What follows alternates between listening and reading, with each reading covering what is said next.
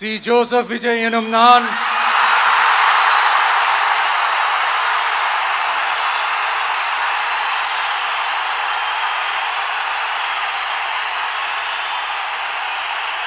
சட்டப்படி அமைக்கப்பெற்ற இந்திய அரசியல் அமைப்பின்பால் உண்மையான நம்பிக்கையும் மாறா பற்றும் கொண்டிருப்பேன் என்றும்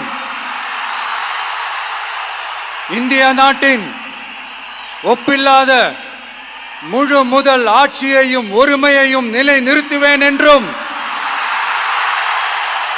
தமிழ்நாட்டு அரசின் முதலமைச்சராக உண்மையாகவும் உளச்சான்றின்படியும் என் கடமைகளை நிறைவேற்றுவேன் என்றும் அரசியல் அமைப்பிற்கும் சட்டத்திற்கும் இணங்க அச்சமும் ஒருதலை சார்பும் இன்றி விருப்பு வெறுப்பை விலக்கி பலதரப்பட்ட மக்கள் அனைவருக்கும் நேர்மையானதை செய்வேன் என்றும் ஆண்டவன் மீது ஆணையிட்டு உறுதிமொழிகிறேன்.